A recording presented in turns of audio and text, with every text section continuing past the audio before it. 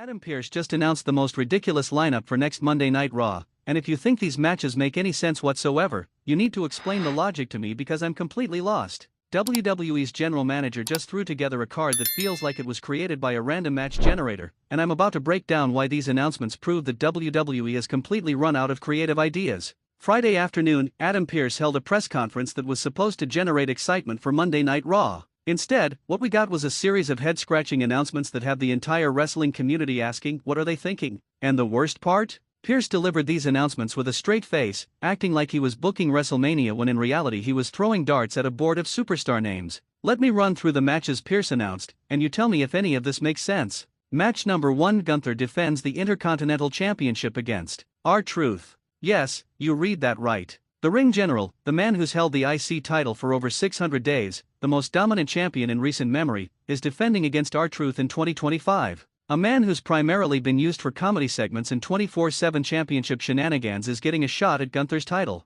Match number 2: Rhea Ripley vs Nia Jax in a last woman standing match. Okay, this one actually sounds good on paper, two powerhouses beating the hell out of each other. But here's the problem, they literally just had this exact match 2 weeks ago at the Premium Live event where Rhea won decisively. So why are we running it back immediately with the same stipulation? What's changed? Why should fans care about seeing the same match they just saw? Match number 3: Seth Rollins returns from injury to face Bronson Reed. Not a top contender. Not someone Seth has history with. Not someone in a heated feud. Just Bronson Reed, thrown into a match with a returning Seth Rollins because, reasons? This is Seth's big comeback match after being out for months, and WWE's giving him Bronson Reed on free television with zero build? But wait, it gets worse. Match number 4 is the one that's making everyone lose their minds: CM Punk vs Dominic Mysterio. Not Dominic's father Ray. Not a credible main event talent. Dominic. The guy who's been booked as a chicken shit heel who can barely win matches without interference.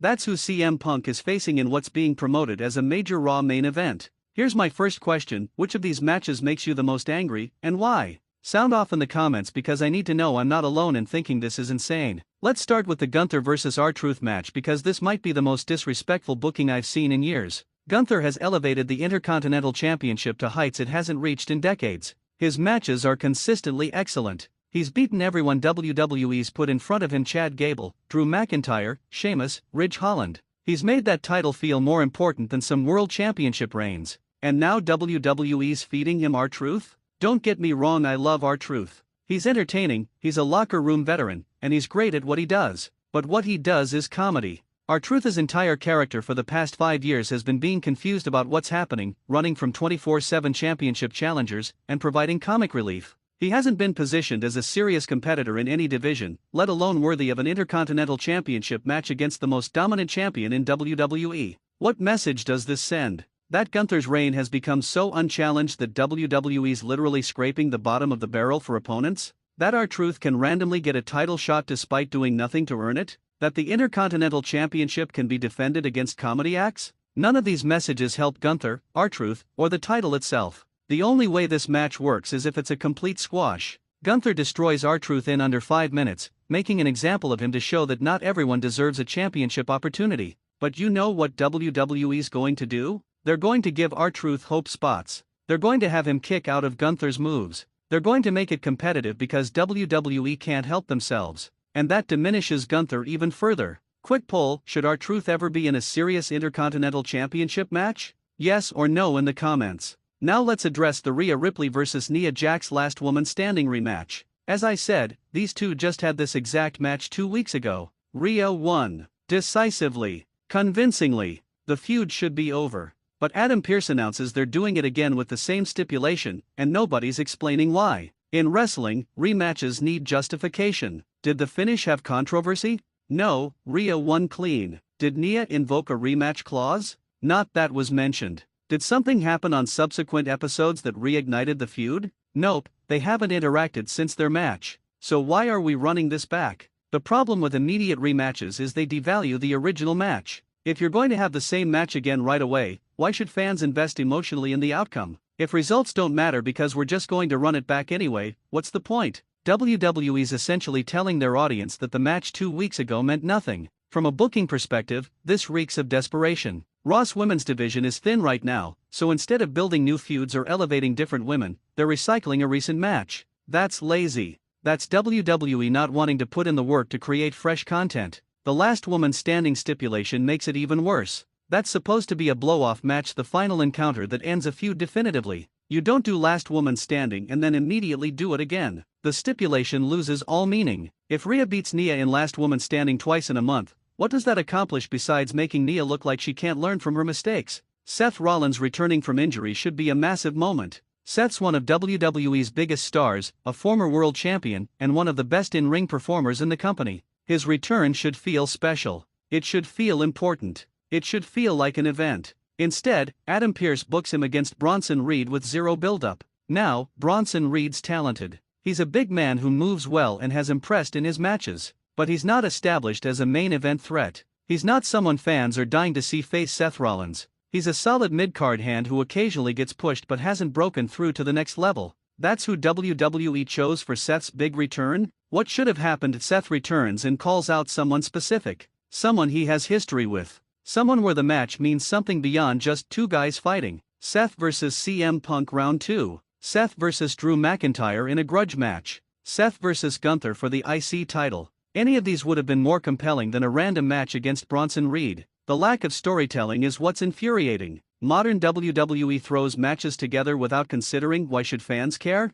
They assume fans will tune in because the wrestlers are talented, but talent alone isn't enough. We need stories. We need context. We need reasons to be invested. Who should Seth Rollins have faced in his return match? Comment your pick below. And then there's CM Punk vs. Dominic Mysterio. I don't even know where to start with this one. CM Punk is one of the biggest stars in wrestling. His return to WWE was one of the most significant comebacks in years. He main event WrestleMania. He's positioned as a top-tier talent who should only be facing other top-tier talents. And WWE's giving him Dominic Mysterio? Dominic's entire character is being an annoying heel who gets his ass kicked and needs the Judgment Day to save him. He's been booked as a coward who can't win on his own. His matches are designed to get him heat by being insufferable rather than by being a credible threat. That works for his character, but it doesn't make him a viable opponent for CM Punk. What story are they telling? Punk vs. the Judgment Day was already done. Punk's feuded with them multiple times. So unless this is leading to something bigger, Rey Mysterio returning to team with Punk, or a full faction warfare situation, it's just a random match with no purpose.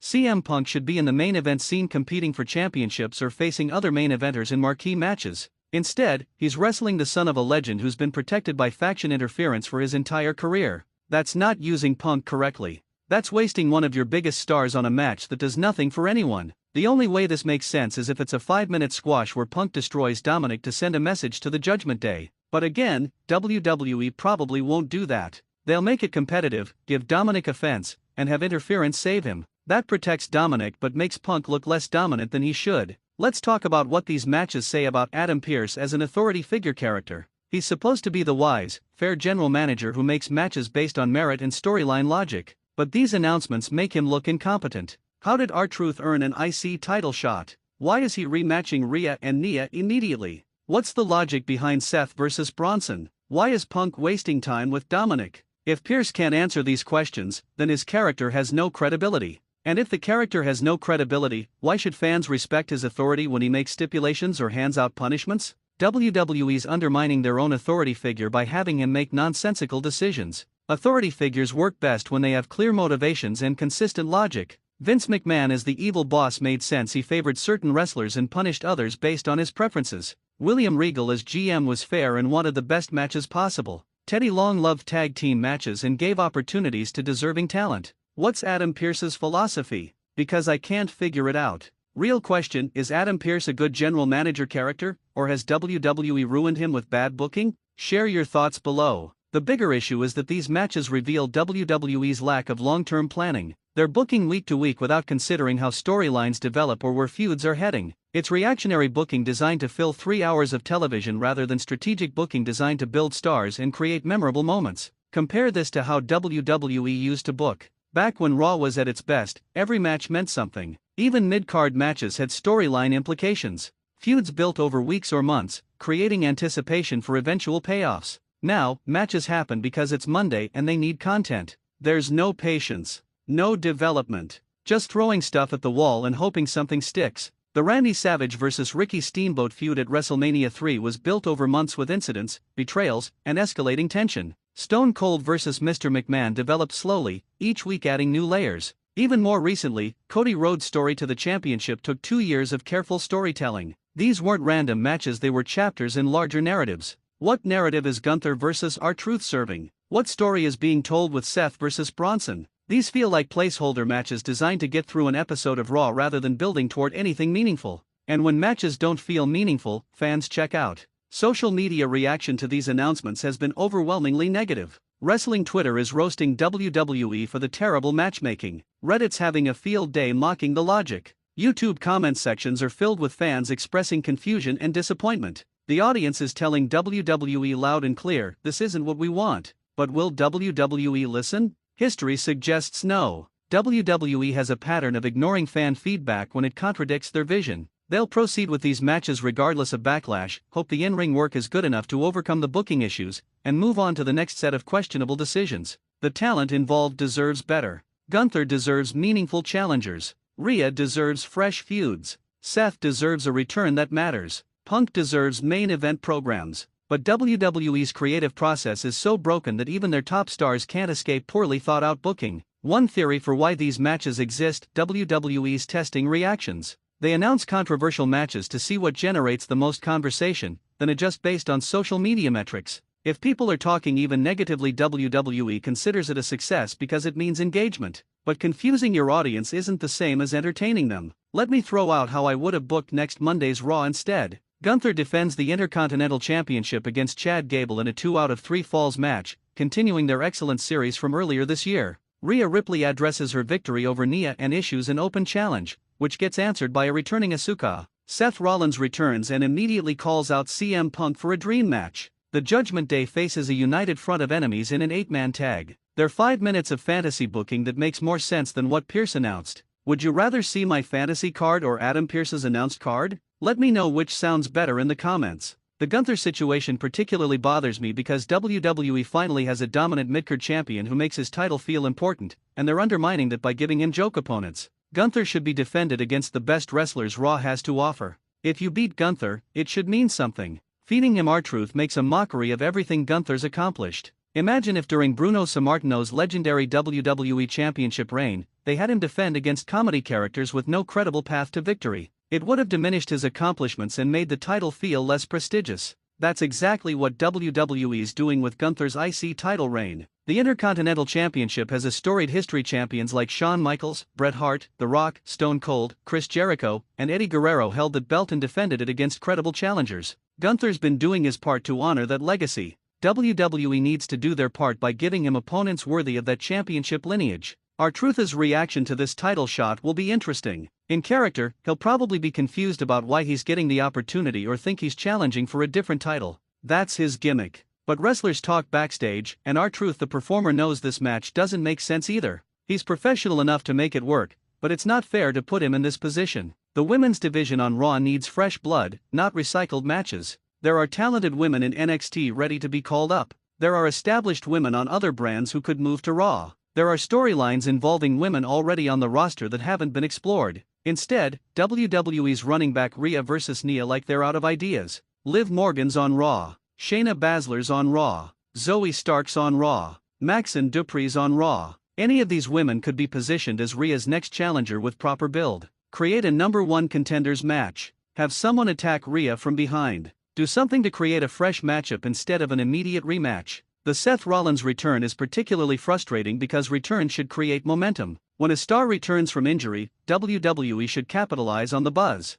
Instead, they're wasting Seth's return pop on a match that'll be forgotten next week. Seth vs. Bronson Reed isn't going to be anyone's match of the year. It's not going to create a memorable moment. It's just going to happen, and then it'll be over. Seth should be demanding a world championship shot. He should be inserting himself into the main event picture immediately. He's earned that privilege. Instead, he's essentially starting over, facing mid-card opposition like he's proving himself all over again. That's disrespectful to everything Seth's accomplished in WWE. CM Punk's positioning is the most baffling. Punk came back to WWE with the understanding he'd be treated as a main event star. He's delivered on that in every aspect: promos, matches, storylines. But facing Dominic Mysterio feels beneath him. It's not that Dominic's not talented, but he's not at Punk's level. The gap in star power and credibility is too large. If WWE wants to do Punk versus the Judgment Day, fine, but make it a meaningful program. Have Finn Balor call out Punk. Have Damian Priest confront him. Don't stick him with Dominic in a match that'll probably end in interference and a non-finish anyway.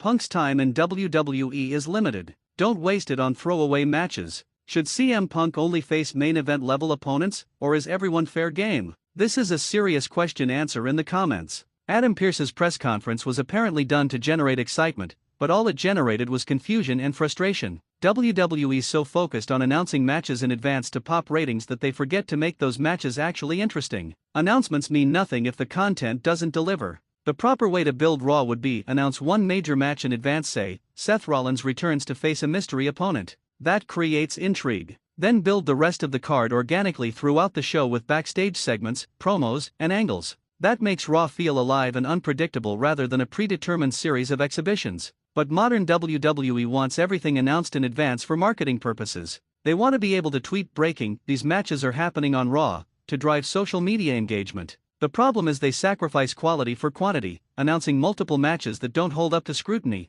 The fan reaction on Monday will be telling. If crowds are hot for these matches despite the questionable booking, WWE will claim vindication. If crowds are quiet or disengaged, WWE will blame the city or the audience rather than examining their creative process. That's been WWE's pattern for years, never admitting when they get it wrong. I genuinely hope these matches surprise me. I hope Gunther vs R-Truth is a fun, well-worked match that exceeds expectations. I hope Rhea vs Nia tells a different story than their previous encounter. I hope Seth vs Bronson has a surprising twist. I hope Punk vs Dominic leads to something bigger. I want to be wrong about my skepticism, but WWE has to earn that optimism, and they haven't been doing a great job of that lately. They've conditioned fans to expect disappointment, so when they announce matches like these, the default reaction is negative. That's WWE's own fault for years of inconsistent creative. The announce team, Michael Cole, Corey Graves, and whoever else is on commentary, will have to work overtime to make these matches feel important. They'll have to sell R-Truth as a legitimate threat. They'll have to explain why we're seeing Rhea vs Nia again. They'll have to build up Bronson Reed. They'll have to make Dominic seem worthy of CM Punk's time. That's a lot of heavy lifting for commentary to do because the booking isn't doing them any favors. Final question, will you actually watch Raw next Monday, or are these matches making you consider skipping it? Be honest in the comments. Monday Night Raw has been WWE's flagship show for over 30 years. It's where legends were made and legendary moments happened. But announcements like Adam Pearce's make Raw feel less special and more obligatory, just another 3 hours of programming that needs to be filled. WWE has the talent to put on an incredible show. They have the production capabilities. They have the resources. What they're lacking is creative vision and coherent storytelling. Until they fix that fundamental problem, we're going to keep getting announcements like this, matches that make us scratch our heads and wonder what they're thinking. Gunther vs R-Truth. Rhea vs Nia again. Seth vs Bronson from nowhere. Punk vs Dominic for reasons. These are the matches Adam Pearce announced for next Monday Night Raw. Whether they'll actually be good remains to be seen, but the build or lack thereof has left much to be desired. I'll be watching Monday not because I'm excited, but because I have to cover it for you all. I'll be hoping WWE proves my skepticism wrong. I'll be looking for the hidden storytelling gems that might justify these matchups. But I'm not optimistic. WWE needs to do better. Adam Pearce needs to make better matches. The creative team needs to think long-term. And fans need to demand better than random matchmaking and recycled feuds. Wrestling can be incredible when done right. These matches, as announced, aren't done right. So there you have it, Adam Pearce's shocking announcements for Monday Night Raw, and why they're more shocking in a bad way than a good way. Agree? Disagree? Think I'm being too harsh? Let me know in the comments because I genuinely want to understand if anyone thinks these matches are actually well conceived. Monday's coming whether we like these matches or not. The question is whether WWE will justify them with great execution, or whether they'll be exactly as disappointing as they seem on paper. Time will tell, but my expectations are firmly in check.